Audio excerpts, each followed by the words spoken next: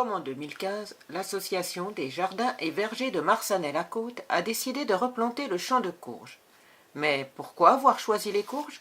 1. Parce que l'espace était disponible. 2. Parce que il y avait des jardiniers et des jardinières pour s'en occuper.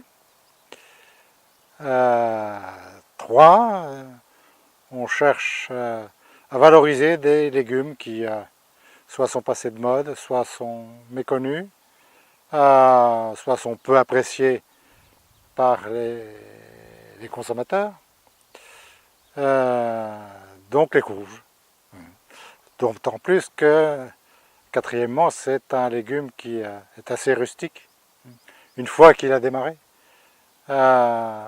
qui couvre bien le sol, qui ne demande pas énormément de travaux d'entretien. Et ce sol-là, celui de Saint-Urbain, lui convient bien, argileux, mais très humifère et humide, y compris durant la saison estivale.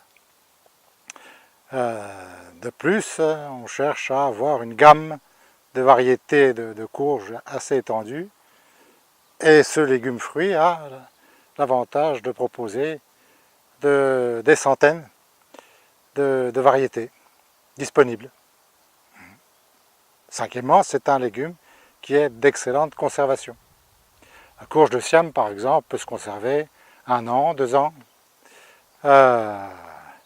et donc être consommée lors de la mauvaise saison, sous différents aspects culinaires. La prolongation de ce champ de courge, c'est bien sûr faire connaître ce légume au public et le mettre à sa disposition lors d'un petit marché des courges qui a lieu fin octobre, début novembre. Cette année 2016, ce sera le 5 novembre à Marsanais, où on fera une fête du végétal autour de la courge avec d'autres animations et des invités, dont des spécialistes de la courge. Combien y a-t-il de pieds de courge dans ce champ? L'an dernier, on avait semé et replanté 49 variétés. Cette année, on en aura un peu moins, vu les conditions climatiques du début du printemps. On sera moins dans l'anecdotique et plus dans l'aspect gustatif et productif. Voilà. Donc combien? On a une trentaine de variétés qui seront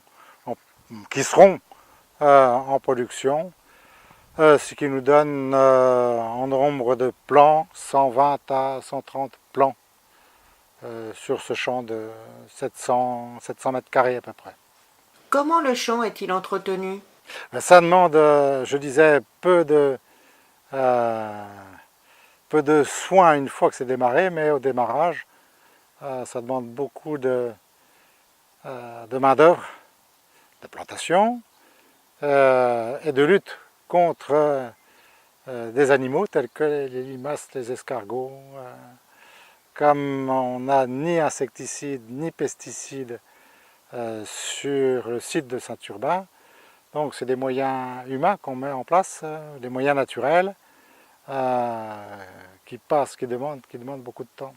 Ensuite, donc, la pollinisation demande aussi beaucoup de temps.